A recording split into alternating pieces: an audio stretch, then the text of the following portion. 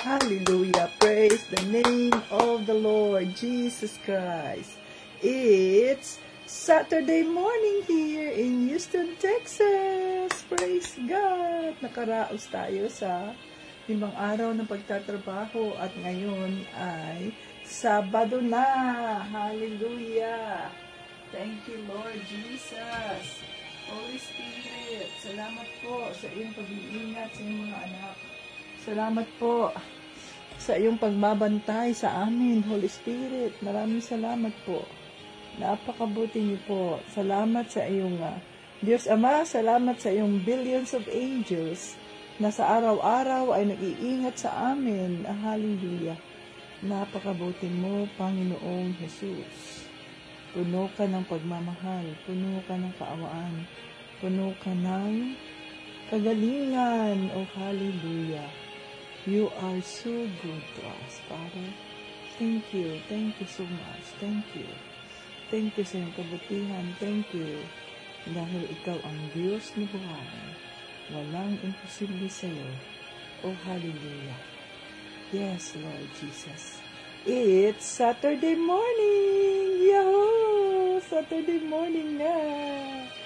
Thank you, Jesus. God is good all the time. And all the time, God is good. Praise the Lord Jesus Christ. At tayo ay nakaraos. Ngayon ay June 14. Praise God sa iyong kabutihan, Lord. Ikaw ang Diyos ng buhay. Buhi ka sa among mga kasing-kasing, Lord Jesus.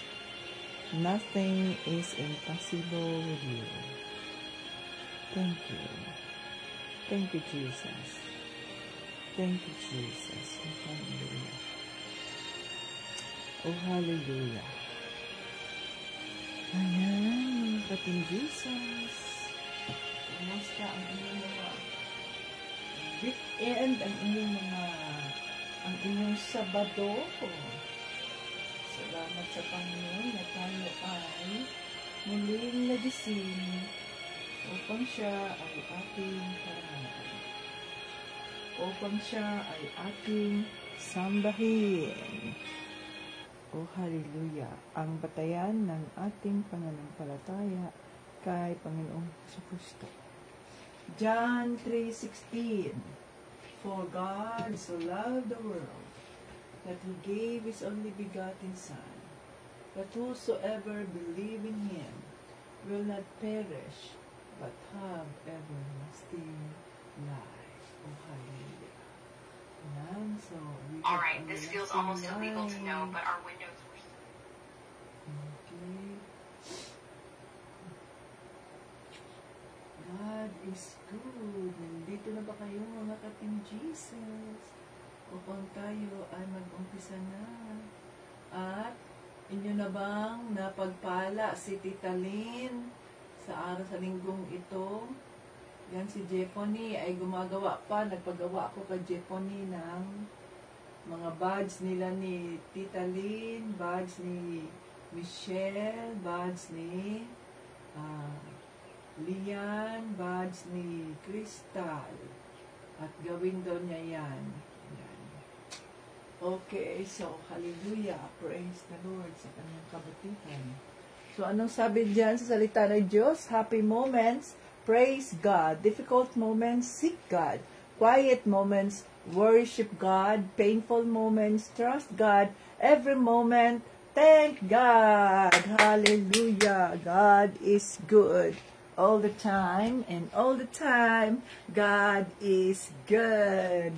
Ngayon ay Sabado, and it's Purple Day, kaya Purple Day, praise the Lord, Jesus Christ, hallelujah.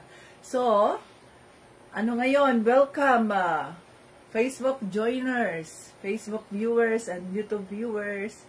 Ngayon ay Sabado, thank you Jesus, sa kanyang kabutihan, no? At ngayon ay June 14, 2025. To God be the glory and honor sa kanyang kabutihan. Ayan, mga Katim Jesus, so tayo ay magpuri sa ating Panginoong Hesus. Ito si Tita Vets, ang lingkod ng ating Panginoong Hesus Kristo. Hallelujah. Kaya ginagawa natin ito sapagkat mahal natin si Panginoong Hesus Kristo at tayo naniniwala na lahat ng ating mga ginagawa para sa Kanya ay hindi nasasayang, mga Katim Jesus. So, mayroon naman akong damit na purple. yung aking tingnan ko yung iba kong mga damit, yung aking mga damit na iba ang mga kulay, kasi wala na akong purple, iba ang mga kulay. Mayroon akong yung tawag nun, yung tina ba? So, yung aking ibang mga kulay beige, kulay orange, yung mga ganyan, na plain lang. Kulay, yan ang purple. Di ayos, may purple na naman ako, recycle na naman yun. Yung mga damit ko, mga puti na mga bestida, kinulayan ko, binabad ko sa purple. May purple na naman ako. Ganun lang yun, no? Recycling, mga Katim Jesus. Hallelujah. Praise the name of the Lord. Ayan, purihin natin ang ating Panginoong Jesucristo at tayo gumagalak sapagkat kung kayo ay nandito, kayo ay naka-join sa live, ibig sabihin nun ay ginising kayo kaninang umaga dyan sa Pilipinas at binigyan ulit ng panibagong pagkakataon, regalo, no? Bawat pagising natin ay regalo ng ating Panginoong Jesucristo sa atin. Kaya dapat tayo ay magalak, dapat tayo ay mag-rejoice, rejoice, and again, I say rejoice. O, diba? So, recycle to. Itong aking polo, gagamitin ko na to na pang cover. So, yung mga sinuot kong polo, gagamitin ko yun para pang cover, mga Katim Jesus. So, ito na yan, diba? Ganun lang yun, kasimple. Hindi kailangan bumili ng maraming damit o kaya kailangan, expensive. Ang atin lang ay mapamaraan para tayo ay magandang tingnan, mga Katim Jesus. Okidoki. So, anda na ba kayo at tayo magpuri sa ating Panginoong Jesucristo?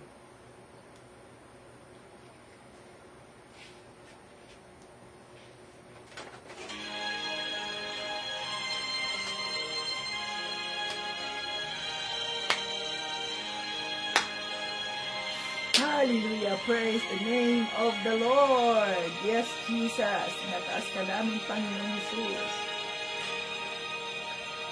Pagising sa umaga, kay ganda ng mundong ginawa niya. Ngayon ko lang nakita ang ganda ng mundo. Salamat sa Diyos at ako'y binago. Yes, Lord. Thank you, Lord.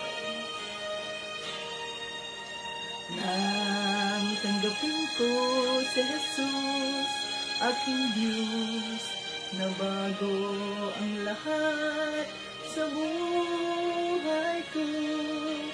Bagong ligaya ang nadarama, bagong pag-asa ang nakikita. Yes, Lord. Thank you, Lord Jesus. Oh, hallelujah, Father God. Lahat ay aking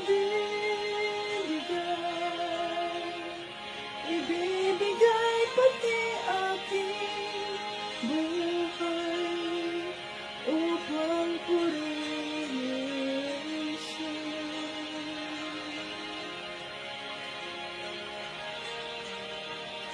Lahat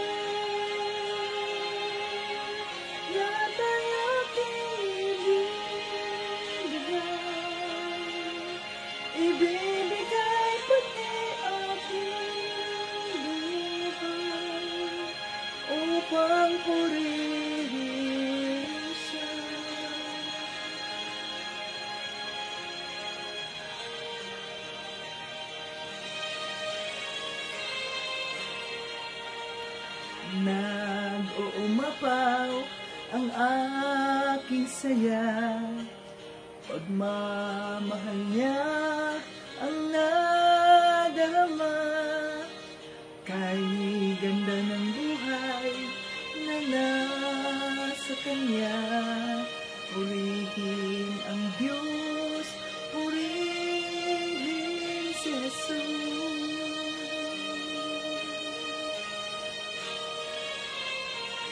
Lahat ay aking ibibigay pati aking buhay upang purihin siya.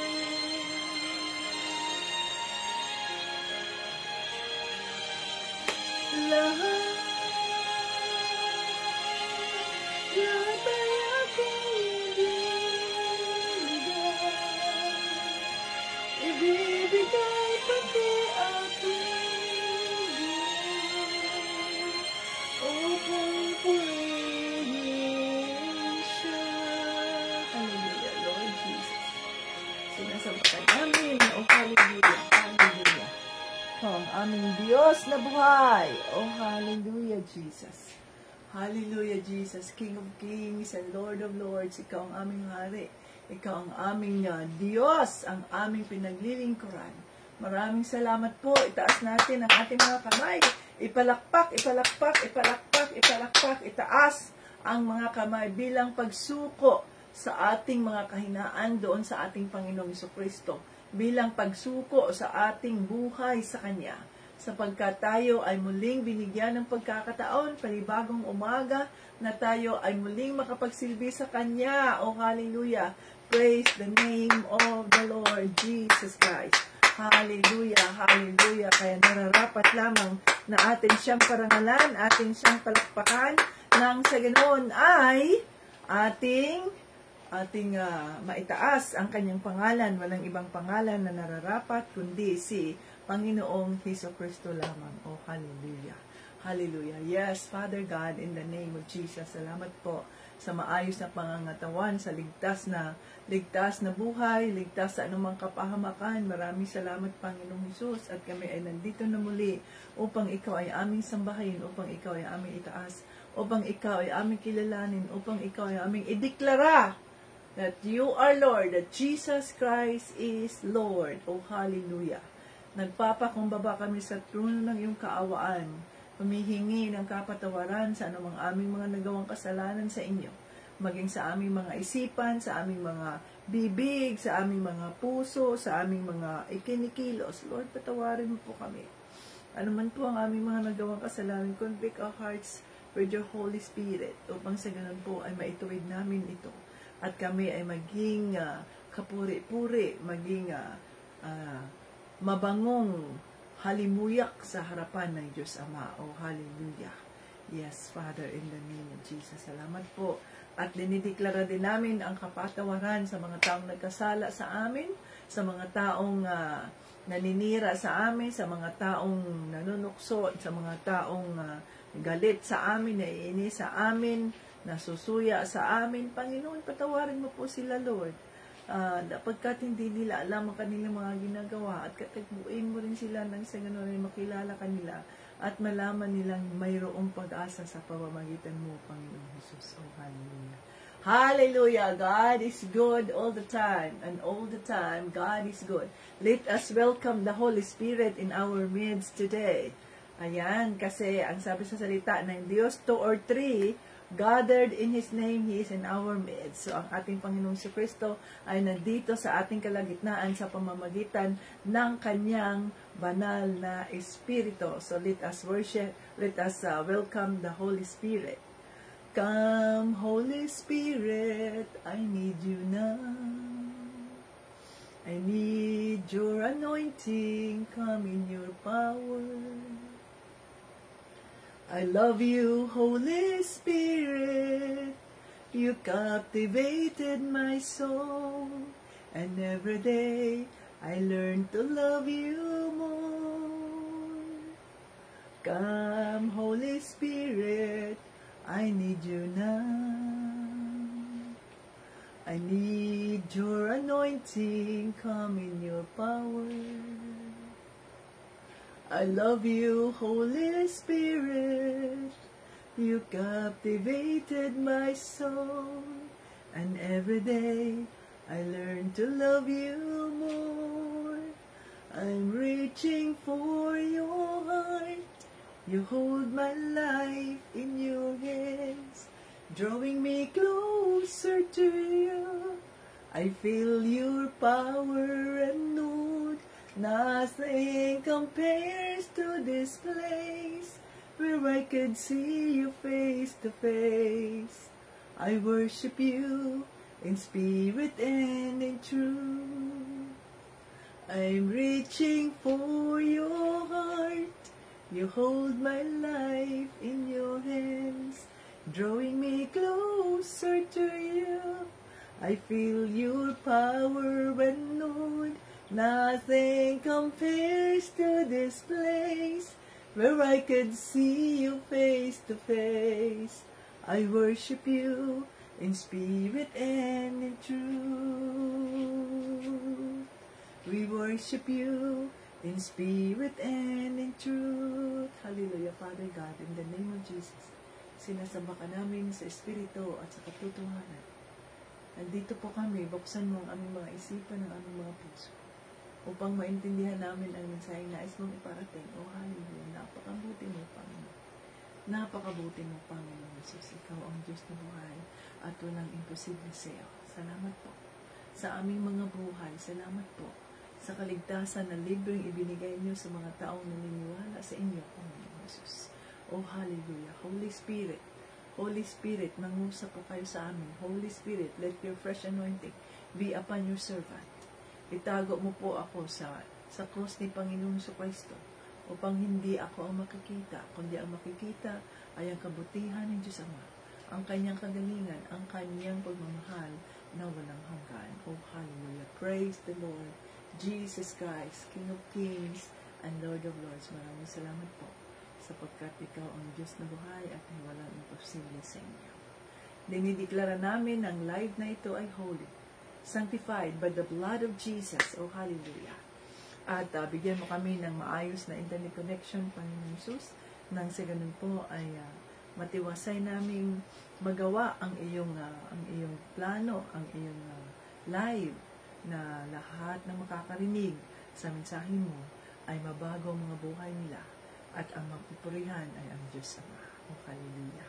Lahat ng ito ay aming pinasasalamatan, hinihiling sa pangalan ni Jesus at ng banal na Espiritu, at lahat ng papuri at parangal ay binabalik namin sa Diyos Ama. Amen! God is good all the time. And all the time, God is good. Ayan.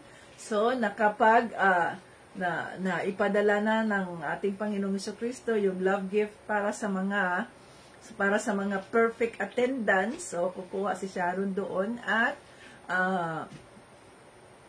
ano ba yan? Ang ating Bible study. Hallelujah! Congratulations sa ating lahat, Team Jesus, at ang ating joiners, ang ating members, at lalo na doon sa ating Team Jesus Visayas Leyte Chapter. Praise the Lord, no? To God be the glory. At nairaos natin ang ating Bible study doon sa Leyte.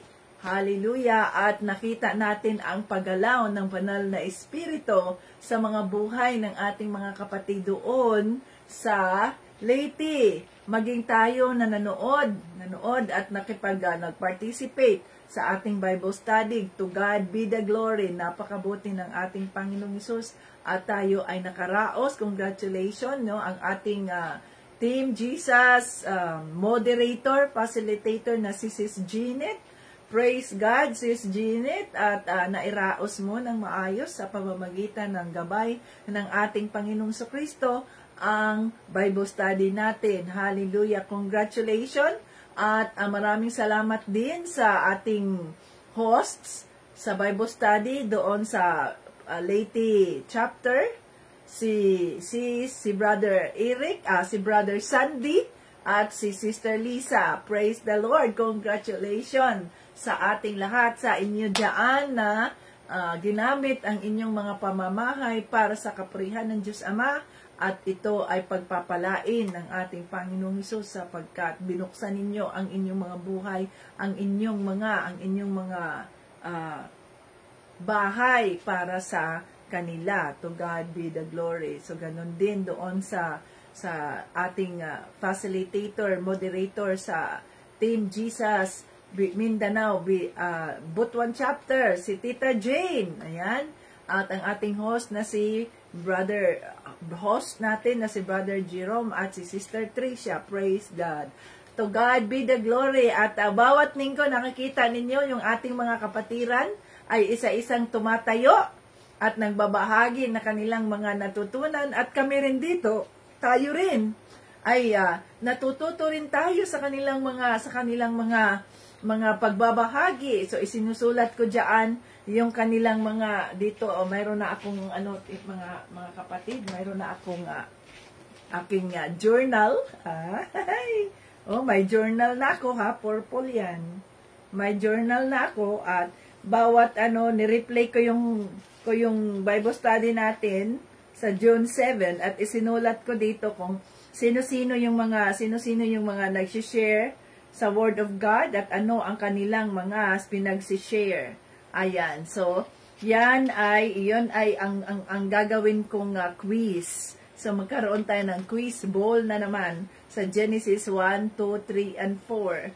Unang linggo ng bawat buwan para ating maintindihan at ating ma-recall ang mga mensaheng inilahad ng ating Panginoong Kristo sa pamamagitan ng Bible study. To God be the glory. So, mga isinusulat ko yan. At maraming salamat sa mga nagbahagi ng kanilang mga reflections o saan sila kinakausap yung rema. So, ayan, si Sister Lian, Sister Erika, Sister Michelle, si Brother Eric, Sister Lisa, si Brother Sandy, si Sister Lisa, si Brother Eric. Diba? So, big sabihin ng mga ka-Team Jesus, nasaan na yung iba? Wala ba kayong mga invite? So, next time ay mag-invite na tayo ng ating mga magjo-join, no? At ipakita nyo naman sa screen yung mga joiners natin doon, yung actual ba, no? Actual. Isama nyo yun doon, hindi nyo kinuna ng picture yun, Sis Lisa. Bigyan ninyo ako yung mayroon ba, nandoon sana ba, may mga nakaupo wherever you are. So, sa maraming salamat, no? At the Lord will going to bless you more sa inyong pag-share sa buhay ng sa mga salita ng ating Panginoong Jesucristo. So, ayan, So, nakapagbabahagi, unti-unti, mawawala rin yung mga ka-Team Jesus, yung ating stage fright, mawawala din yan, unti-unti. Kaya kayo, asa na ang inyong journal, kailangan na mayroon tayong journal. So, bili na kayo ng inyong journal. Mura lang naman yan dyan sa Pilipinas. Notebook lang naman yan, purple notebook. Okay, doki. So, pag-aralan natin ang salita ng ating Panginoong Jesucristo. So, congratulations! Sa bawat linggo ay natututo tayo sa mga salita ng Diyos sa pamamagitan ng araw-araw nating pakikipag-usap at pamamagitan ng weekly Bible study natin na kung saan talagang naririnig natin ang ating mga kapatid na nagbabahagi ng kanilang mga reflections, ng kanilang kung saan sila kinakausap ng Diyos. At napakabuti ng Diyos dahil kami rin dito, maring alam namin yan, pero hindi kami doon kinausap ng Diyos. Pero nung kayo magbahagi sa salita ng Diyos, kung saan kayo kinakausap ng banal na Espiritu, ay natututo din kami. Oh, praise God! Natutuwa kami. No? To congratulations diyan sa ating mga kapatid. Tapos na ang Butuan chapter, ang Leyte chapter, at sa 2 linggo na yan, 2 Bible study na yan, ay marami kaming natutunan at pinagpupuri namin ang Diyos Ama sapagkat tumutubo kayo sa inyong pananampalataya. At yun ang mensahe ng banal na Espiritu sa amin na your labor in the Lord will never be in vain. So mas lalo kaming nabibigyan ng yung lumalakas kami rito, si Tito Brian, habang kami ay nakikinig kagabi, no? Yung una nating Bible study doon sa Butuan, habang kami nakikinig, sinasabi ni Tito, sino yan? Si Tita Jane yan. Tapos, sino naman yan? Si Jerome. Ayan. Yung ating mga pamilya yan dyan. Yes, amen. Ayan, si Manong, nagsasalita. Si Nanjina. Si Sharon. Sino pa? Si Tricia. To God be the glory. Praise God. Si Tita Lynn. Ganun ba mga ka-Team Jesus? Ang saya-saya namin na nakikita namin na kayo ay tumutubo sa inyong pananampalataya kay Panginoong Jesucristo. At alam ninyo kung paano magsalita. Alam ninyo na hindi ang tao ang ating tinataas, kundi si Panginoong Jesucristo lamang. Kaya ang binabanggit natin kadalasan ay si Panginoong Jesucristo, sapagkat siya dapat ang nararapat. Kagabi nung kami ay habang nagtitreatment si Tito Brian, ay nakikinig kami, ako ang nag-i-interact, sabi niya, sabi ko, anong gusto mong sabihin? Ayan, sabihin mo, good job, Sis Lian, good job. Brother Eric, good job. Yan si Brother Eric, yan gana. Good job, Brother Sandy. Yan si Sister Lisa. Yan si good job. So, to God be the glory. Dahil tumutubo kayo sa inyong pananampalataya sa ating Panginoong Jesucristo, at sa kabila ng anumang mga pagsubok na hinayaan ng ating Panginoong Jesucristo na maranasan namin dito, ay patuloy tayong nagsisilbi sa ating Panginoong Jesucristo, sapagkat kung ano man ang ating mga ginagawa para sa Kanya, ito ay hindi nasasayang, mga kapatid. In God's time, tutubo tayo, magbubunga tayo, hallelujah, para sa Kanyang kapurihan. Kaya napakabuti ng ating Panginoong Jesucristo na tingnan ninyo yung ginawa ng banal na Espiritu, no, na slowly, ang sabi niya, okay, sige, mag-ano kayo dyan, mag-Bible study na kayo, mag-umpisa na, ganyan. Napakabuti ng ating Panginoong Jesucristo kasi yun ang ginawa niya, no? Na makapag-umpisa tayo at nakikita natin yung pagtubo ninyo. Nakikita natin na ayan na, mayroon na tayong mga potential servant leaders na tatayo para sa kapurihan ng Diyos. At hallelujah, napakabuti ng ating Panginoong Jesus. To God be the glory, mga ka-Team Jesus. Kaya patuloy anuman ang mga pagsubok na ating nararanasan, patuloy tayo mga ka-Team Jesus na sumunod sa kalooban ng ating Panginoong Jesucristo sa pamamagitan ng banal na Espiritu. Patuloy tayo na gawin ang nararapat sa Kanyang harap. Patuloy tayo na maging kagaya kay na Pablo, kagaya kay na Timoteo. Patuloy nating sundin ang kalooban ng ating Panginoong Jesucristo sa pamamagitan ng banal na Espiritu. Hallelujah. Ayan. So, kahapon ay tinuruan tayo tungkol sa mga bilin tungkol sa panalangin. Ayan.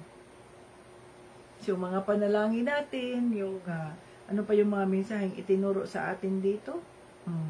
Na pag-aralan natin o ipagdasal natin ang mga otoridad, sapagkat mga ka-Team Jesus, itong mga otoridad na ito ang ginagamit ng ating Panginoong Jesucristo upang sa ganoon ay magkaroon ng peace and order ang ating bansang Pilipinas o maging ang buong mundo.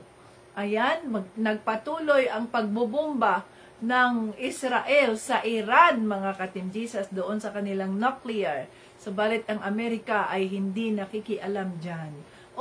Sis Marina, nasaan ka at bakit hindi kita nakita doon sa Bible study? Okay. Dito tayo, mga ka-Team Jesus, ang mga namumuno sa iglesia. Ayan, namumuno. Ngayon ay 6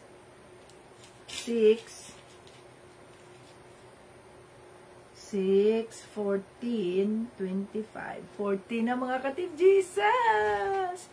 Malapit na malapit na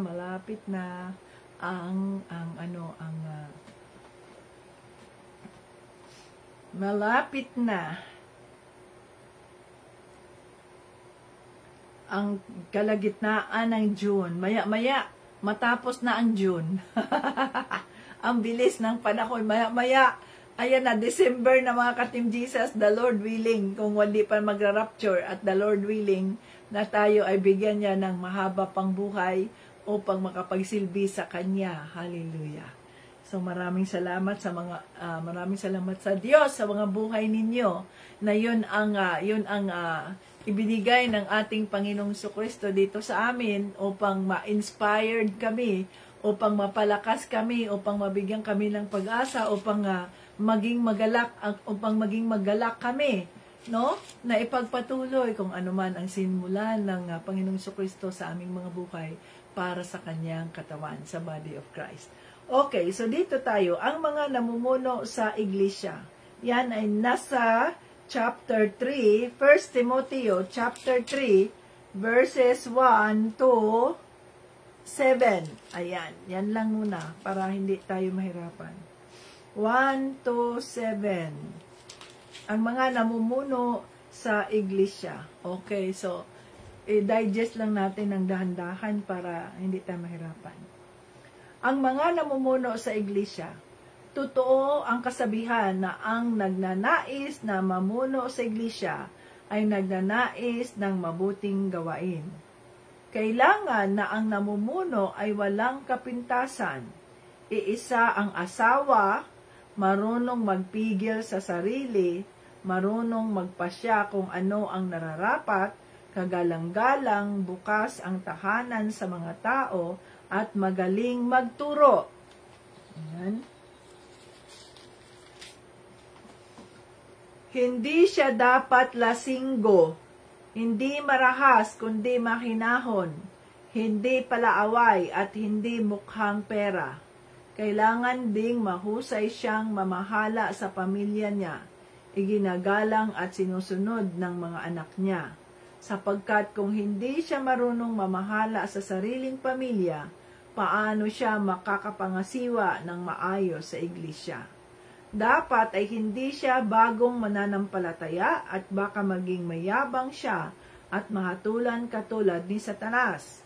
Bukod pa rito, kailangang igagalang siya ng mga hindi miyembro ng iglesia para hindi siya mapintasan at hindi mahulog sa bitag ng diablo. Hallelujah, Holy Spirit, maraming salamat po sa iyong mga salita sa araw na ito. Buksan mo ang aming mga isipan, ang aming mga puso, kung paano maintindihan namin ang mensaheng nais mong iparating sa bawat isa. Sa body of Christ, O Hallelujah. In Jesus' name, Amen. Ayan mga ka-Team Jesus. So kahapon ay tinuruan tayo ng banal na Espiritu na ang dapat mamuno sa iglesia ay lalaki. Ang lalaki sapagkat si Kristo ang head of the church at ang binibigyan ng otoridad ay ang mga lalaki. So tayong mga babae ay tayo ang mga tinatawag na associates, no? Mga associates tayo mga ka-Team Jesus. So kagaya ng Team Jesus ay ang ginamit ng ating Panginoong Jesucristo bilang head ay si Tito Bryant at si Tita Vitz ay associate. Associate ako. Associate ako at bilang binigyan ng otoridad ni Tito Bryant na ikaw ang pinili ng banal na Espiritu na magsalita. So, sa ano naman, dyan sa inyo mga ka-Team Jesus, time will come, ibibuild ng ating Panginoong Jesucristo ang mga lalaki natin sapagkat ang mga lalaki natin ay sila dapat ang maging head ng ating pangkat. So, yung halimbawa, Team Jesus, Butuan, chapter, ito ay headed by. So, dapat ang namumuno doon sa Team Jesus chapter ay lalaki, hindi babae. Ang Team Jesus chapter sa Butuan, lalaki dapat mamuno. Ang Team Jesus chapter sa Leyte, lalaki dapat ang mamuno. Ang Team Jesus chapter Bohol ay dapat lalaki ang mamuno, wala mang lalaki doon sa Bohol. Ang Team Jesus chapter diyan sa Hasaan ay dapat lalaki ang mamuno, o nandoon si Brother Jumar. Ang Team Jesus sa Luzon ay dapat lalaki ang mamuno, o wala man lalaki doon, puro man mga babae. So, ibig sabihin nun, hindi pa yun ang tamang panahon, sapagkat ang ating Panginoong Jesucristo ay gagawa siya ng paraan upang sa ganoon, ang mga lalaki, mga ka-Team Jesus, ay tatayo ang mga lalaki sa makatuwid. Ang inyong mga asawa, ipagdasal ninyo ang inyong mga asawa na sila dapat ang tatayo para sa ministry, sapagkat ito ay nakasaad sa salita ng Diyos. So, ang mga lalaki dapat ang tatayo, ang mga namumuno sa iglesia. So, dapat ang namumuno sa iglesia, namumuno sa body of Christ, ang namumuno sa mga organisasyong pangkristyano ay dapat na mga lalaki, at tayo mga babae ay susuporta sa kanila. Dahil ang mga lalaki ay busy man yan, ganito ganyan, o tayo ang parang nagiging associate nila sa ating mga asawa. Kagaya ko halimbawa na sinasabihin ko si Tito Brian, ganito yung mga revelation ng Holy Spirit sa Team Jesus. Ano ang masasabi mo dyan? Yes, yan, pinarating na ng banal na Espiritu sa akin yan. The Holy Spirit also impressed that to us, to me, to my heart. So, ipagdasal natin yan. So, ganun ba mga ka-Team Jesus, no?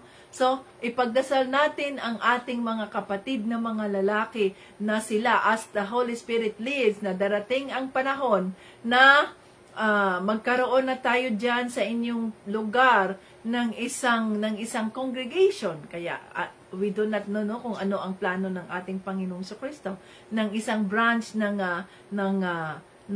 foundation na kung saan doon nag-uumpisa, doon magkakaroon tayo ng shelter para sa mga nangangailangan ng tulong, kagaya ng pag magbibigay tayo ng mga bigas na libre, magbibigay tayo ng ganyan. So, kailangan na lalaki ang namumuno sa atin, mga ka-Team Jesus. Lalaki at hindi mga babae. So, ang mga babae ay associate yon, associate. At maaring ang mga babae ay bigyan ng otoridad ng mga lalaki na ikaw ang magsalita. Pero ang sabi dito sa salita ng Diyos, mga ka-Team Jesus, no? Kailangan, totoong ang kasabihan na ang nagnanais na mamuno sa iglesia ay nagnanais ng mabuting gawain. Dapat, yun nga ang desire, ang motibo ng isang tao kung bakit siya ang namumuno sa isang organisasyon o sa iglesia o sa isang congregation, sa body of Christ. Hindi dahil gusto niyang mamuno siya para siya ay makilala, para siya ay yung prestige niya, yung magiging mayaman siya nang dahil sa congregation. Hindi. Pero ngayon sa kasalukuyan, kung titingnan ninyo mga ka-Team Jesus, ang nangyayari sa mga congregation, sa mga churches, Christian churches, yung mismong namumuno, sila mismo ang gumagawa ng mga kababalaghan. Sila mismo natukso sila, kagaya ng mayroon ditong isang pastor na marami na sila, mga ka-Team Jesus, dito sa Amerika. Ang pastor nila ay, although nangyari yun, nung siya ay nasa kabataan niya, nasa 20s pa siya, na siya ay naging traveling pastor. Ang ginawa niya doon sa isang pamilya na kung saan doon siya tumitira, doon siya ini-invite ng pamilya, ay ang anak ng pamilya na yon, no? Na bata pa, I think mga 5 years old pa, ganyan. Siyempre, wala, inosente yung mga batang yan, wala man niyang kaalam-alam, ang lapit-lapit sa pastor, tito, uncle, ganyan, nagpapaupo pa yan dito sa harap, yakap-yakap. Yun pala, ay nimolestiya na ng pastor, yun pala ay ni-rape na ng pastor. At sinasabihan pang wag kang magsabi na kanino-kanino dahil ganyan. mananagot ka sa akin, pamilya mo, ganyan. So, tinitreten pa sila, biruin mo yan. Sila, anong sabi dito, ang sabi dito, nasa mega church yung pastor na yan, ngayon nag-resign siya, kasi nakaharap siya ngayon sa kaso, kasi yung batang yun, yung malaki na siya, siguro mga 40 years old na yung babaeng yun, saka pa siya nakatayo, saka pa siya, nagreklamo na siya, 30 years old pa siya, kaya lang hindi siya pinakikinggan. Hindi siya pinakikinggan, at bakit ngayon lang daw siya na ganito, ganyan. No? Hindi siya pinakikinggan at nagkaroon ng amicable settlement, ganyan. Pero hindi siya nakontinto. Yung conviction ng Holy Spirit sa kanya ay tumayo ka at sabihin mo ang katotohanan. So yung pastor na yun ay nag-resign sa isang mega church dito sa Amerika, at marami siyang mga shows, marami siyang mga TV shows na nakikita namin dito, nakikinig nga kami sa kanya na anointed siya, anointed servant siya ng Diyos. So, balit, yun pala, mayroon siyang ginawa. So, yun, marami dito mga ka-Team Jesus na yun ang nangyari. So, sabi dito, ang motibo, yung iba naman ay nagpapayaman. Ginamit nila ang simbahan, ginamit nila ang salita ng Diyos upang sila ay maging mayaman. Gayong hindi yun ang kalooban ng ating Panginoong Jesucristo. Pinagpapala ang isang ministry, ang congregation, sapagkat yun ay sa Diyos. Congregation yun ng Diyos, ng Panginoong Jesucristo. Pinagpapala yun upang maging pagpapala sa iba. Pero ano nangyari? Ang mga donations, ang mga pinadala ng mga milyonaryo na yan, ang Diyos ang nag-convict na ipadala sa congregation na yan, anong ginagawa? Bumibili ng mga magagarang mga sasakyan, bumibili ng mga ganito, bumibili ng mga bahay. Those are temptations. Sinasabi ng halimbawa ng isang milyonaryo o bilyonaryo na pastor, tax deductible ko ito, I will going to donate and will give to you a very big house. Halimbawa, 1 million na bahay, ganyan. Siyempre sasabihin ng isang pastor, wow, hindi naman ako humingi nito. Binigay lang naman sa akin, bakit hindi ko kukunin? Wow, binigyan siya ng Lamborghini na sasakyan. Hindi ko naman to hiningi. Bakit hindi ko kukunin? Walang tanong lang, hindi yan tanong. Kundi, yan ay isang tukso. Din mo na okay, yes, bigyan mo kami ng okay bahay, ganyan. Ano mo sa under sa pangalan ko? Kasi siyempre may pangalan man yan, hindi man pwedeng ang congregation. Pero ang gagawin mo dyan sa bahay na yan, ibinta mo ang bahay na yan, ibinta mo ang mga ari-arian na yan, at gamitin mo sa ministry na maging pera yan, maging pagpapala yan, nang sa ganoon ay maibahagi dyan sa mga shelter, sa mga nangangailangan ng tulong. So yung wisdom ng ating Panginoong Jesucristo ay bawat chapter dyan na mayroon ng isang lalaking tatayo para sa ministry. Tatayo para sa ministry. Ay maggawa tayo dyan, ang Holy Spirit, no, ang banal na Espiritu, ay maggagawa ng isang lugar o magbibuild o kaya for the meantime ay maaring ang bahay nyo muna ang ating sabihin nating i-rent natin, at yun ang maituturing natin na shelter. No, ang Team Jesus International Shelter. Yun ang maging shelter na kung saan magiging refuge area ng mga nangangailangan. So yun dapat ang gawin.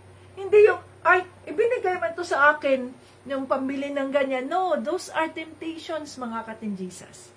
Temptation yan, hindi yan yung kalooban ng ating Panginoong Jesucristo. Sapagkat we are blessed to be a blessing to others. Pinagpapala tayo para tayo ay maging pagpapala sa iba. Para tayo ay hindi tayo pinagpapala, hindi yung pinapadala yung mga binigay man yan sa akin. Yeah, binigay yan sa'yo kasi ikaw nga ang instrumento ng Diyos. Diba? Huwag mong sabihin na ibinigay yan sa'yo para personal mo. Yan ang nangyayari dito sa Amerika Biruin mo yung isang pastor na ang kanyang worth ay billion ang kanyang worth. Billion ang kanyang worth. Ang bahay niya ay ang laki-laki, billion. Ang bahay niya ay million. Ang mga gamit niya, ang mga frames niya, ang mga lahat ng yun, billions na kupo. Temptation niya, sabi niya, pinagpapala ako ng Diyos, may mga nagbibigay ng mga pera. Yes, sa pangalan mo, subalit hindi yan para sa'yo. Para sa body of Christ yan. Para sa mga nangangailangan yan. Sa makatuwid, kagaya ng ginawa ng mga Kristiyano sa Biblia, di ba? Sa Acts. Anong ginawa ng mga first Christian sa panahon nila ni Pablo? Ang kanilang mga ari-arian ay ibininta nila, ang kanilang mga lupa ay ibininta nila at ibinigay nila kay Pablo. Ito, at ang ginawa nito ay pinaghati-hati sa mga nangangailangan, binibili ng mga pagkain, niluluto, binibigay dito, binibigay ganyan. Yun! Ang dapat, hindi yung, binigay mo to sa akin, personal. No, it's not personal, sapagkat ikaw ay instrumento lang. Hindi yan para sa'yo. Para yan sa body of Christ. Pinaalala sa atin ng banal na Espiritu sapagkat naniniwala kami na ibubuhos ng ating Panginoong Hesukristo ang kanyang mga pagpapala sa Team Jesus. At kapag nangyayari na yan, pinapaalala sa atin, hindi yan para sa atin. Yan ay para sa kanyang ministry. Hallelujah. No? Si Panginoong Hesukristo. Kaya yung mga gamit, yung mga libre, halimbawa, mayroong isang asyendiro na kinonvict ng Holy Spirit na ibigay niya ang kanyang lupain sa ministry, sa Team Jesus. Sabihin mo ba, ibinigay ba niya sa akin under my name? No. Ikaw ang namahala diyan sa lugar na yan. Kaya under your name yan. Pero hindi ibig sabihin sa'yo yan, pagmamayari mo yan. No. Na mag-e-earn ka ng mga assets ng mga ganito. Hindi.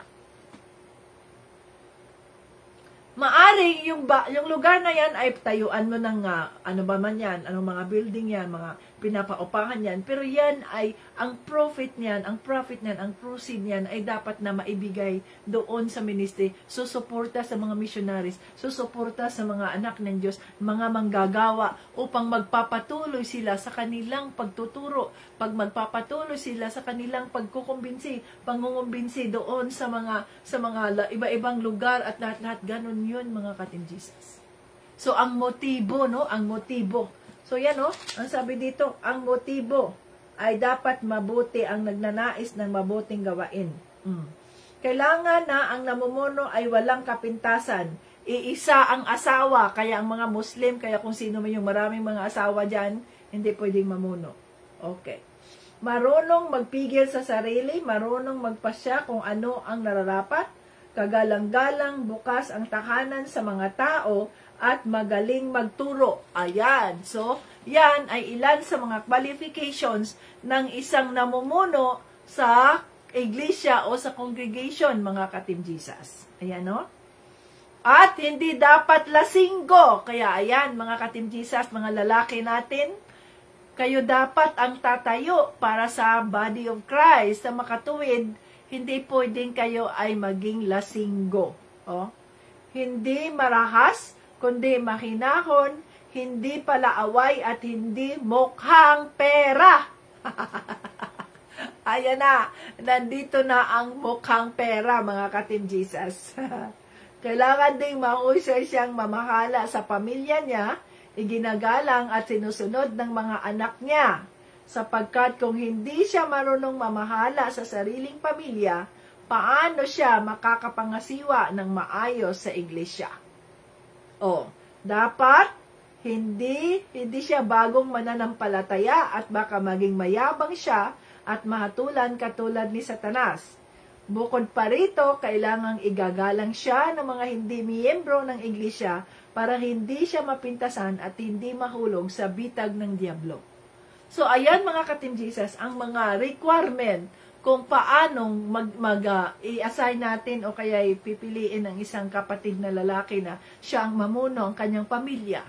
So, dapat, hindi siya mukhang pera. Dapat, dalisay ang kaniyang motibo at bakit tanggapin niya ang pagiging leader, ang pagiging servant leader ng lugar na yan, ng congregation na yan, ng body of Christ sa lugar na yan, halimbawa. At dapat na nirirespeto siya ng kanyang mga anak, ng kanyang asawa, ano yun, mabuti ang kanyang pamamahala sa kanyang pamilya.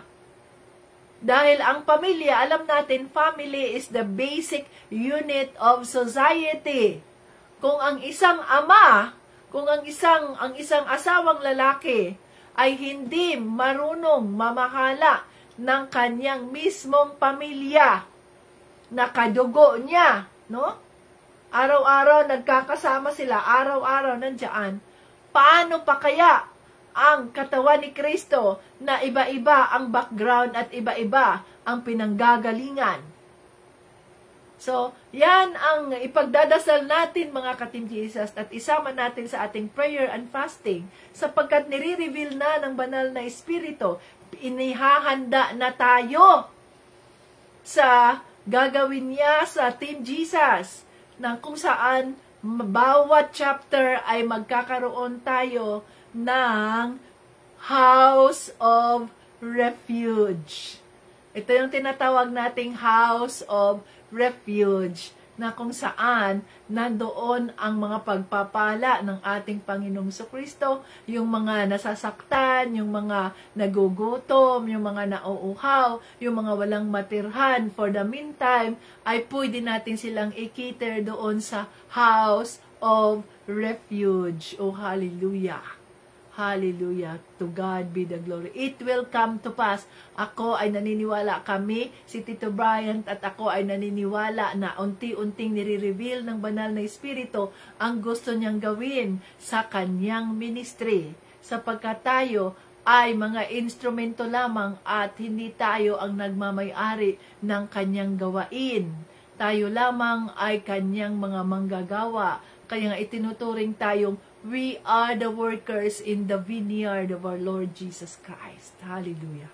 So, ang ating mga lalaki, sino-sino kaya ang mga prospect natin, no? Sino-sino kaya? Exciting yung mga yan. Exciting ito mga ka-Team Jesus.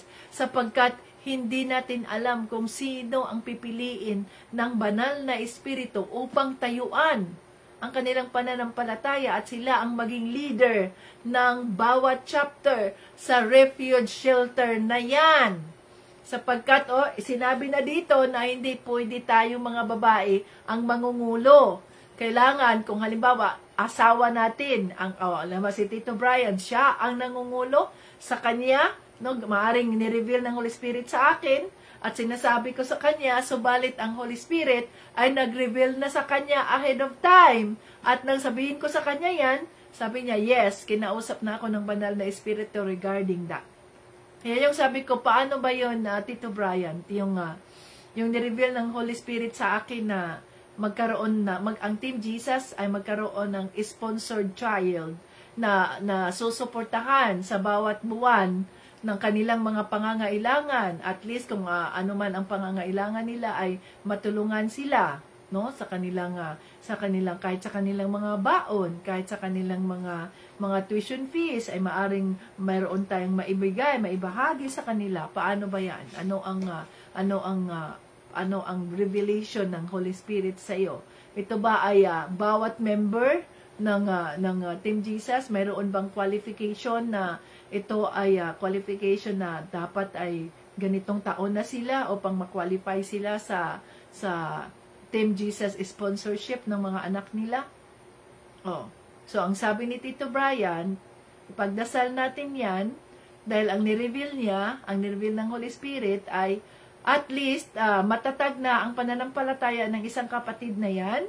Maaring siya ay maaring 2 to 3 years na siya na nandito sa ministry, 2 to 3 years na siya na nandito sa ministry, at ang sabi ni Tito Bryant ay hindi per member, dapat per family. Okay, so 2 to 3 years na siyang aktibo dito sa Team Jesus at per family. So, okay. So, bawat taon, mga ka-Team Jesus, halimbawa, ngayong taon, school year na ngayon. So, sino-sino sa palagay ninyo, kaya pinagdadasal namin yan, sino-sino sa palagay ninyo ang qualified na maging Team Jesus scholars natin na kung saan tutulungan natin ang mga batang yan sa kanilang mga pangangailangan upang sa ganoon ay maitiwasay at sino, ipagdasal din ninyo kung sino ang batang yan na kung saan yung batang yan, mga ka-Team Jesus, ay gagamitin ng ating Panginoong Hesukristo upang sila ay tatayo, upang sila ay matuto sa salita ng Diyos, upang sila ay maging tagapagturo ng salita ng Diyos sa kanilang henerasyon. O hallelujah! Hallelujah! So, isa na yan mga ka-Team Jesus, isa na yan na dapat nating isama sa ating pagdarasal sapagkat maraming revelation ang banal na Espiritu. Ang sabi nga ng banal na Espiritu, Sharon, ay puntahan mo ang yung lupa na yon na pinaghuhulugan ng Team Jesus at alamin mo kung magkano ang kabuuan ng lupa na yon na kailangan nating bayaran ng buo sapagkat yun ang conviction ng Holy Spirit na bayaran yun ng buo habang mayroon siyang provision nang sa ganoon ay maumpisahan dyan sa Team Jesus Butuan ang House of Shelter. Ang House of Shelter ay mag-uumpisa na at unahin natin dyan sa Butuan ang House of Shelter sapagkat may lupa na naibinigay ang ating Panginoong Hesukristo, pinaghuhulog-hulugan natin at kaunti na lang ang kulang doon. Kaya i-follow up natin yun sapagkat tinreveal ng Holy Spirit na doon tayo mag-umpisa. Hallelujah! To God be the glory. At maaring kung mayroon mayroong conviction ng Holy Spirit sa inyo diyan, mga ka-Team Jesus, na ibuksan ang inyong mga bahay at iyon ay maging house of shelter for the meantime, you are welcome na gawin natin yan sa bawat chapter na yan kung mayroon ng isang lalaking tatayo para sa pagpamamahala nito. Oh, hallelujah! So, ayan, hanggat walang tatayo na lalaki o na maging tagapamahala ng House of Shelter na yan, sa lugar na yan, ay hindi yun gagawin ng Diyos sapagkat yun nga ang ibinili niya. Dapat ang mga lalaki ang tatayo.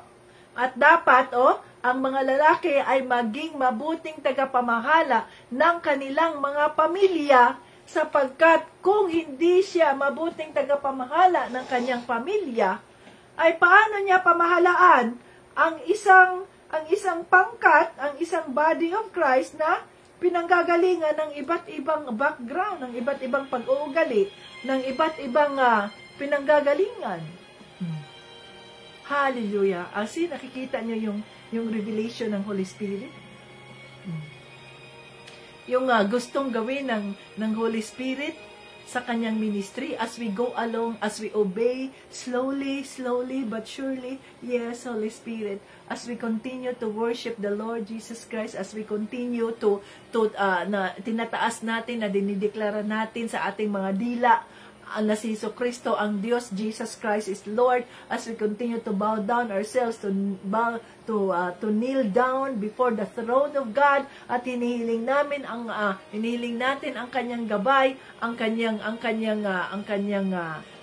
gabay sa ministry, ay unti-unting nire-reveal ng banal na Espiritu, no? Ang kanyang nais na mangyari sa ministry. Sapagkat ang totoong relihiyon natin, mga ka-Team Jesus, dito sa Team Jesus, nung kayo ba'y nagpabaptismo, nagbago na yung relihiyon? Hindi, nagbago ang ating relihiyon dahil ang Kristyanismo, hindi yan relihiyon. Yan ay personal nating relasyon sa Diyos. Subalit dahil ang Holy Spirit ay nag-convict sa iyo na bakit ako pumupunta sa simbahan na ito, gayong ang kanilang ang itinuturo dito ay taliwas doon sa nilalaman ng banal na Espiritu, doon sa nilalaman sa salita ng Diyos dito, sa nilalaman ng salita ng Diyos. Bakit ako doon magsisimba at bakit doon ako makikinig? So, ikaw mismo, ang Holy Spirit mismo, ang magsasabi sa iyo. Hindi kami. Kundi ang Holy Spirit, sapagkat kung mayroon tayong personal na relasyon kay Panginoong Jesucristo, automatic yung Holy Spirit, makikipag-usap sa atin yan, magsasalita yan, bubulong sa atin yan na magsasabi, anak, ito ang katotohanan, anak. Habang ikaw ay nakikinig, unti-unting magre-reveal ang Holy Spirit. Taliwas man yan sa sinasabi sa salita ng Diyos, ang mga pinagsasabi nito. Diba? Ikaw na mismo ang aalis, sapagkat kung ikaw ay nakikinig sa conviction ng Holy Spirit, yung discernment ng Holy Spirit sa iyo, ikaw na mismo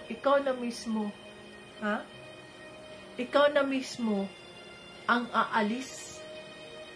Bakit? Alam mo ang katotohanan. Oh, hallelujah.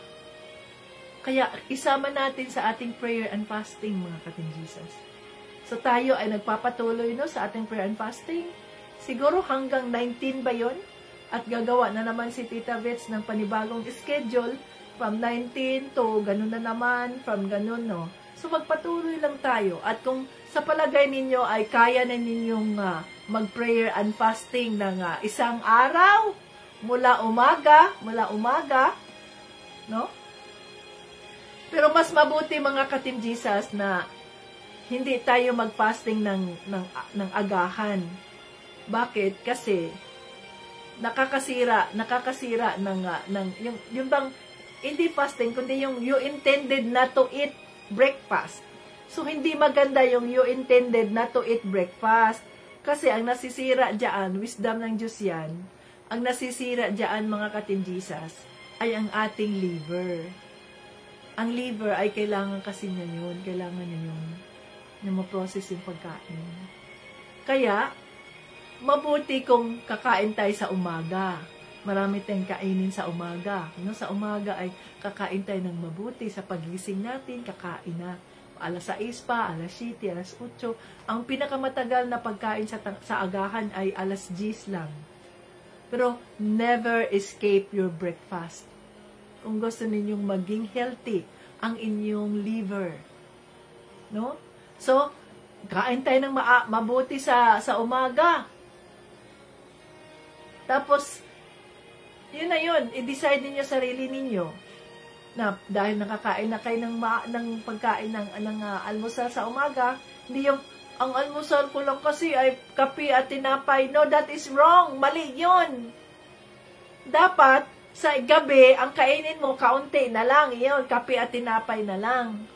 So, dapat sa umaga, breakfast should be the heaviest meal of the day.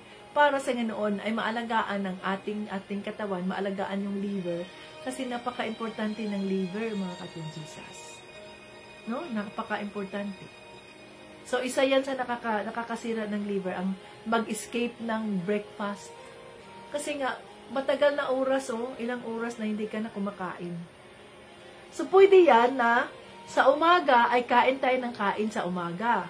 Lalo na pag maaga, pagising mo, inom ka na ng mainit na tubig. Ako, ang ginagawa ko ngayon sa pagising ko, para lumiit ang aking bilbil, yung tiyan natin, no?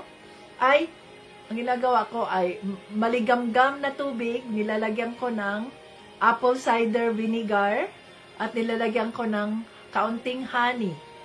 Ayan, para maglinis yan sa aking internal organs, mga kating Jesus. No? Tapos, yun na. After 30 minutes, kain ka na. Kung may pagkain na, huwag na ninyong pahintayin ang pagkain. Kumain tayo ng maaga pa. Punuin natin ang ating tiyan habang maaga pa. Kumain tayo. Hindi, basta na lang makakain yan ang kulang. Yan ang problema. Dahil nagmamadali tayo at hindi na tayo makakakain. Ang ginagawa namin ni Tito Brian, habang nagdadrive kami papuntang opisina, nandiyan na ang pagkain namin, niready ko na. At habang nagdadrive ay kumakain na ako. Nag-uusap kami, kumakain na ako. Thank you, Lord. At siya naman ay, bago siya pumunta sa mga pasyente niya, kumakain mo na siya. Kasi naintindihan namin na ang breakfast is the heaviest meal of the day. At kung gusto nating alagaan ang ating mga katawan, ay kailangan nating alagaan ito. So, mas maigi kung ang ating tawag nito, yung prayer and fasting, ay gawin mo yan sa hapon o gawin mo yan sa tanghali. O hindi ka mula sa breakfast, na nag-breakfast ka ng alas 8, hindi ka nakakain yan until na lunch break. Hindi ka nakakain yan. At kakain ka na lang pagdating ng dinner time. Yan ang ating tinatawag na lunch fasting, no? O kaya, kung gusto mo ng dinner time, kakain ka ng lunch. Ang lunch ay mas mabuti kung kainin mo ang lunch between 12 to 2. Ganun, ang healthy na style yan, o lifestyle. So, kakain ka ng lunch 2 or 1. Kung dinner, ang gusto mo na hindi ka nakakain, so yun na yung panghuli mong pagkain sa araw na yun. Kakain ka ulit pagdating ng umaga na. So, ang dinner time kasi mga ka-Team Jesus ay struggling yun. Dahil nga, ilang oras ka na magugutom, matutulog ka, krek.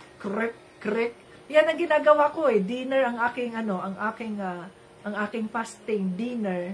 So pagdating ng gabi, halimbawa kumakain ako ng 1 o'clock or 12:30. Yun na yung panghuli kong pagkain.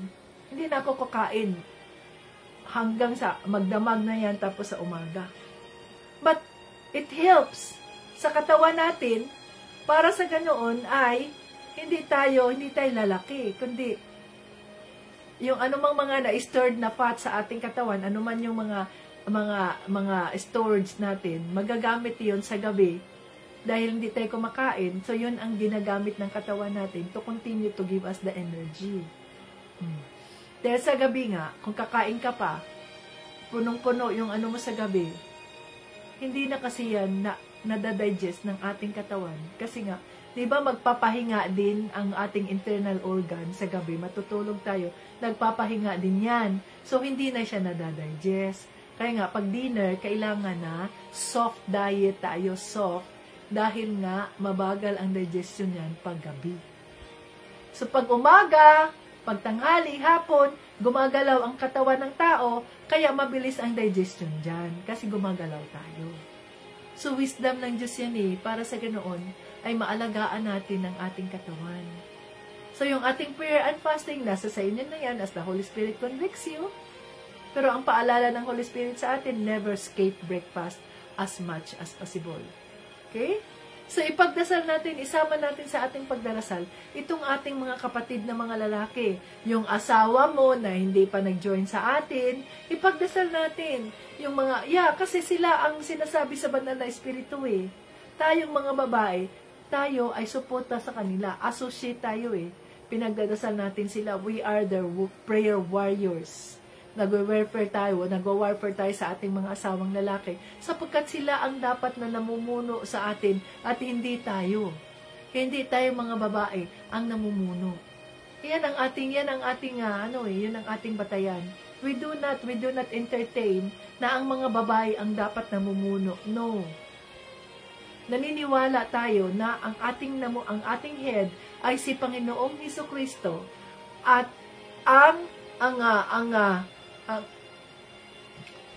nakakadaloy ang pagpapala doon sa mga lalaki, sa mga asawang lalaki. At tingnan ninyo, hindi ka pwedeng mamuno sa isang congregation kung single ka.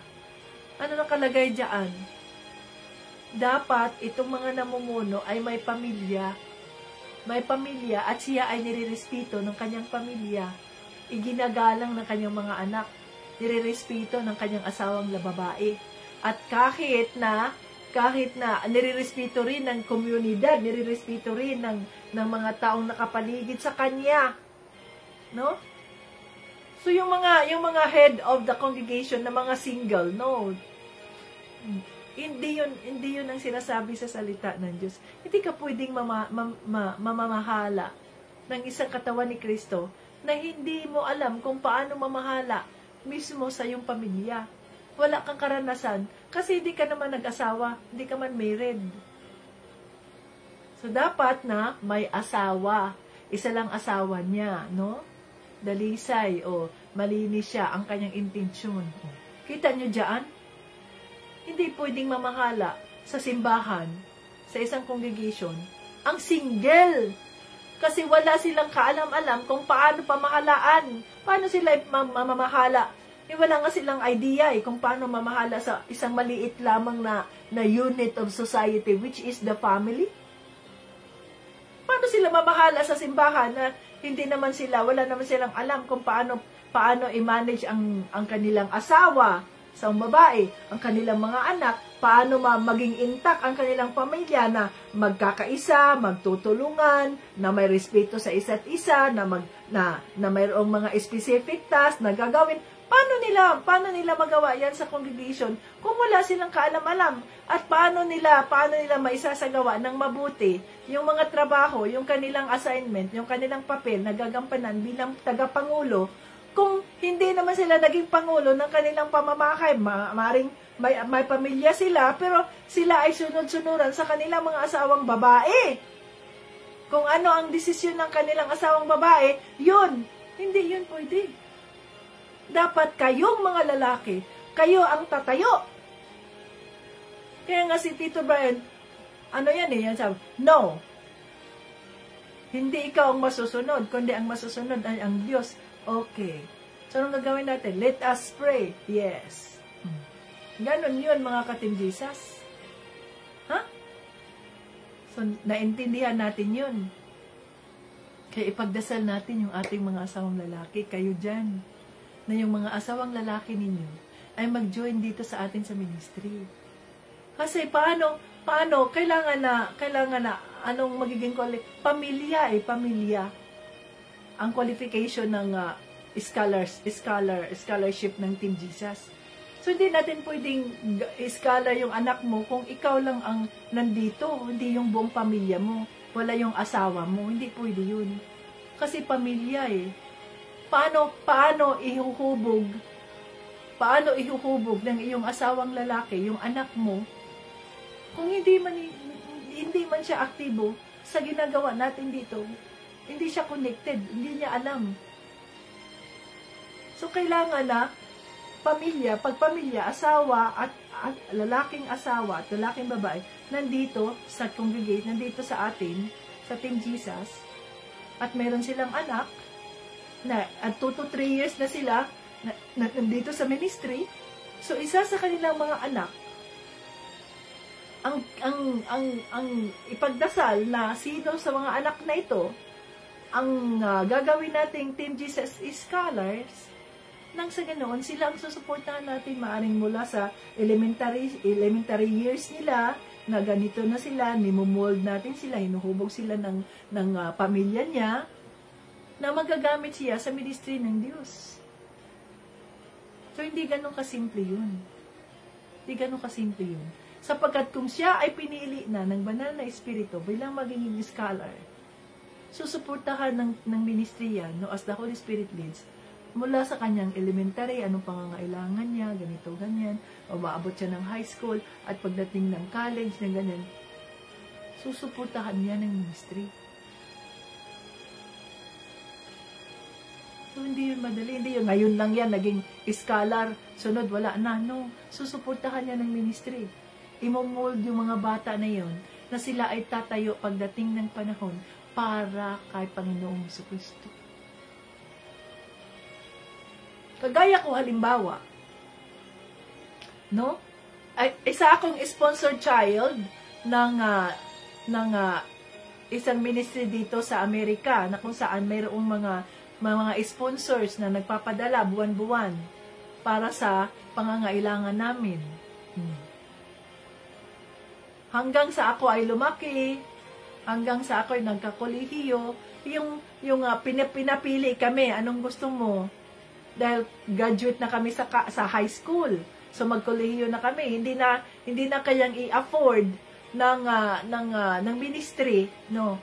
CCF, Christian Children's Fund. Yan. Hindi na kayang i-afford ng ministry ng CCF yung college dahil mahal na nga yun. So sabi, anong gusto mo? Dahil magtatapos na yun. So may mga funds, yung mga funds na nandoon, ito turn over na yun lahat dahil nga hindi na ipagpapatuloy yung CCF, no? ika-cancel na. So may mga funds galing sa mga donors, ang ginawa, pinapipili yung mga sponsored children, yung mga pamilya. Anong gusto ninyo? Magpatuloy sa college itong anak nyo, o kaya ay bibili ng lupa, at ang lupa na yon, yun ang i-award sa inyo, dahil wala naman kaming lupa, kami ay nasa nag-uupa kami, no? Ng lupa, bahay namin, pero hindi namin lupa doon sa Angyo, sa Butuan. So, ang pinapipili kami, anong gusto ninyo? Ang pag-aaral ng inyong anak, o magkaroon kayo ng lupa at mayroong parang haligi, may atip na kayo na ang mag-unti-unting mag-aayos nang sa ganoon ay magkaroon kayo ng sariling lupa. So yung mga magulang ko, sila nanay at tatay, pinapipili lang, ano ba ang gusto mo lang? Ganyan, oh. Ang sabi ko sarili ko, lupa piliin natin para magkaroon tayo ng lupa. Kasi wala man kaming lupa. No, hindi man kami, kaya nga ako napasama dahil mahirap kami. Kailangan namin ng tulong. So, ako ang pinili. Si nanay, sabi lang, ikaw ang, anong sponsored child natin?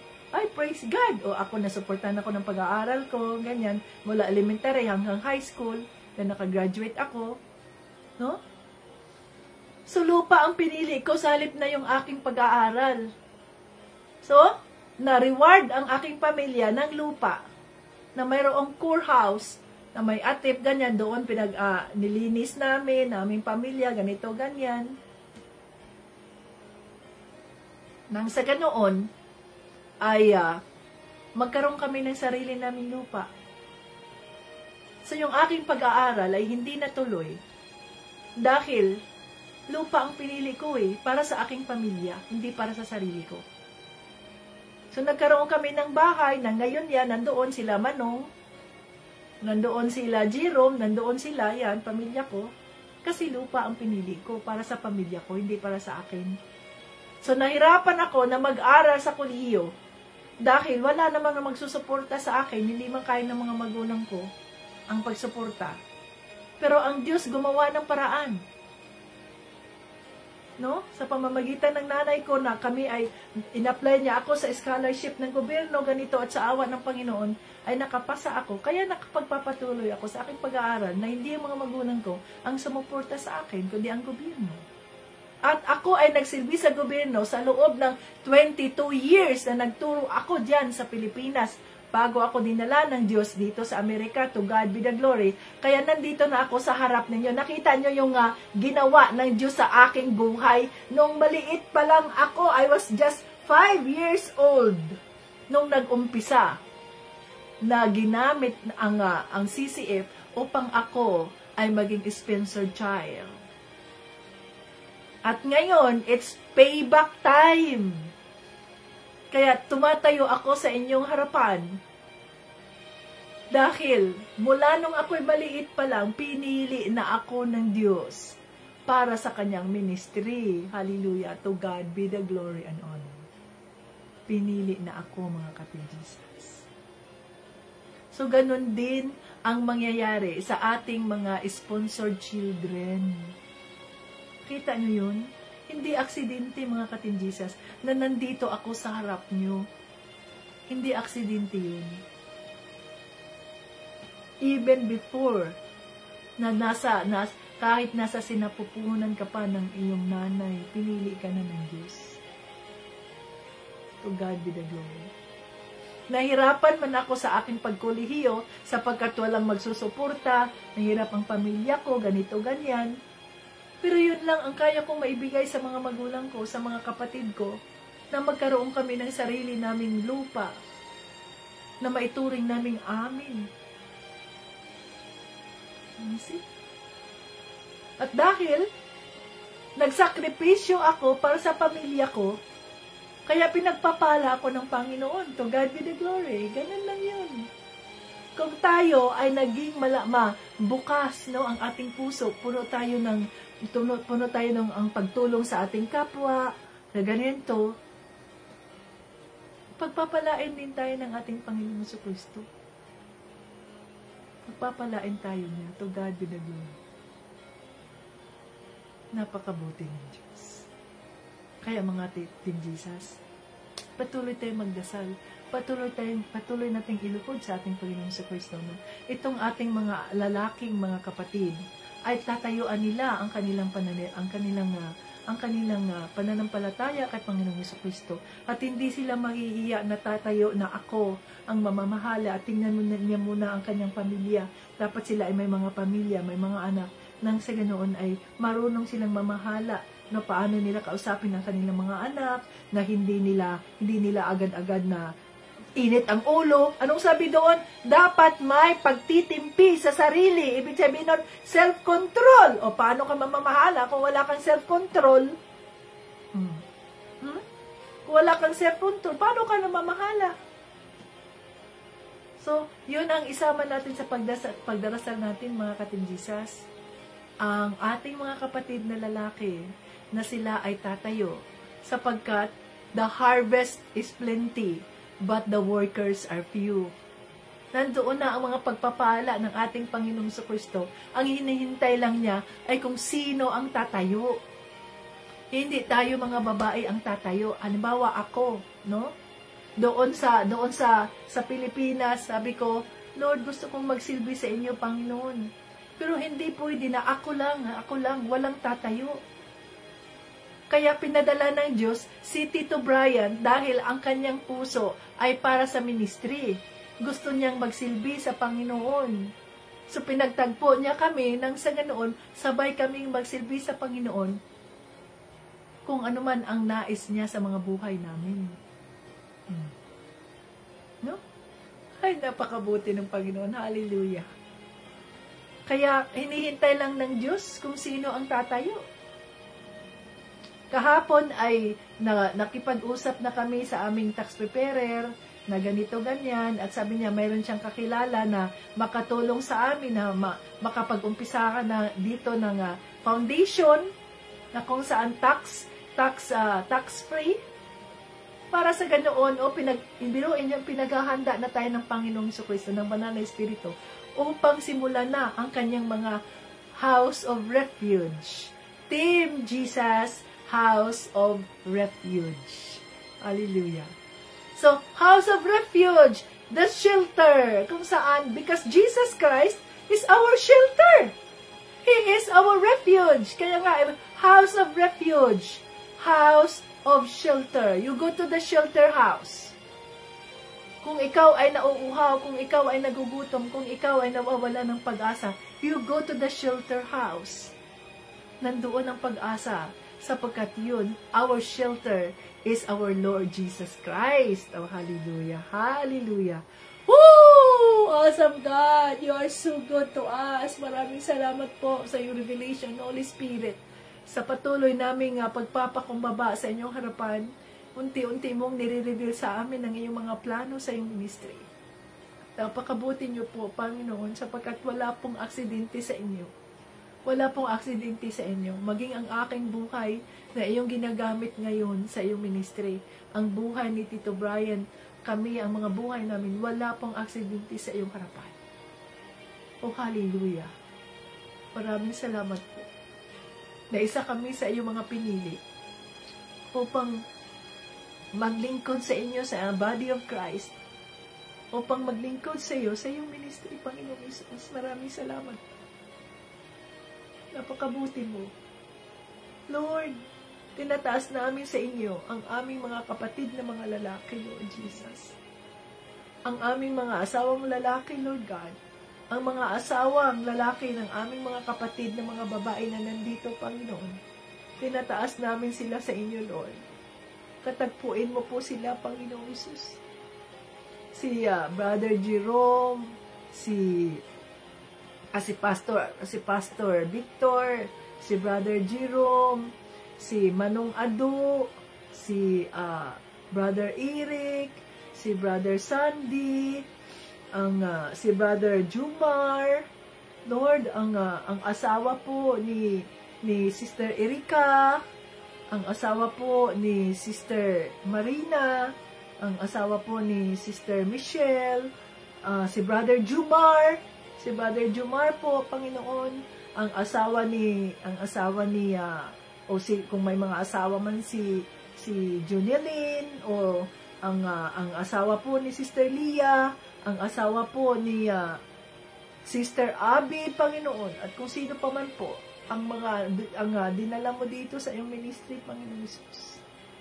Pinagdadasal namin ang asawa ni Sharon, pinagdadasal namin sila, Panginoon Jesus. Oh, hallelujah. Ano man po ang kalooban ng iyong ministry, Lord God, let it happen, Father. Ang asawa ni Tita Lynn, ang asawa ni ang mga anak ni Tita Jolie, Father God. Ano man po ang iyong kalooban, Lord God, let it happen, Lord. Let it happen, Panginoon. Andito kami, yung mga anak. Here we are. Send us. Send us for your purpose and glory, Father. Hallelujah. Maraming salamat po. Ikaw po, Panginoon Diyos, ang magbibigay ng conviction sa aming mga kapatid na mga lalaki, maging sa aming mga pamilya, Lord. Natayuan nila, maging mabuting tagapamahala sila ng kanilang mga pamilya, at magkaroon ng kaayusan, magkaroon ng pagmamahalan, magkaroon ng peace and order, ng kasaganaan, ang bawat pamilya na kumikilala sa inyo, Panginoong Diyos, Panginoong Kristo, bilang kanilang Diyos sa tagapagligtas. O hallelujah! Dinideklara namin ang bawat pamilya na nandito, Panginoong Diyos, na kasama namin kahit hindi makasama ang kanilang mga asawang lalaki. Father God, Lord, pagpapalain mo ang bawat pamilyang nandito, Panginoong Diyos. Ang bawat kapatid na nagre-represent na kanilang pamilya, Panginoon, pagpapalain mo. Buksan mo ang kanilang mga pamilya, buksan mo po ang iyong mga pagpapalo, ang blessings, the doors and the windows of heaven, and let your pouring out, let the blessings of let your blessings be poured out upon these families, Father God, in the name of Jesus and by the blood of Jesus, for your purpose and your glory. Oh, hallelujah. Yes, we are claiming it. We're claiming it, Lord, ang iyong pagbubuhos ng iyong mga pagpapala sa iyong mga kaanakan, sa aming mga pamilya, Panginoon, sa bawat member ng pamilya na nandito, nagre-represent ng kanilang mga pamilya, Father God. We are claiming their families for your purpose and your glory. Hallelujah, hallelujah. In the name of Jesus and by the blood of Jesus, we give all the honor to God the Father alone. Amen! Hallelujah! To God be the glory. Yes! Kaya kailangan, mga kating Jesus, na pagdasal natin ang ating mga asawang lalaki. Ipagpatuloy natin at let us declare, no, sa kabutihan ng Diyos sa mga buhay nila. Kahit minsan ay naiinis tayo, nagagalit tayo, pero huwag nating hayaan na ang demonyo ang mananatili, no? Baka, anong sabi doon sa salita ng Diyos? Baka magiging, magiging mayabang sila at kagaya sila ni Satanas. Kaya, kailangan na ipagdasal natin sila, mga kating Jesus. Hallelujah. So, kailangan i-claim natin ang mga pangako ng ating Panginoong Kristo, ang mga pagpapala na kapag ginawa niya ng banal na Espiritu, tandaan natin, mga kating Jesus, hindi yan nangyayari all the time. Kapag mayroong revelation na ipinakita ang banal na Espiritu, at kapag mayroong declaration ng mga pagpapala, kung ano pa man, you have to claim it in the name of Jesus, at paniwalaan mo yan, and it will come to pass. Okay? So, hanggang sa muli, Jesus loves us. Bye-bye. Hintayin nyo ako at magkaroon tayo ng short na live para sa ating raffle draw naman, Team Jesus members. Bye-bye.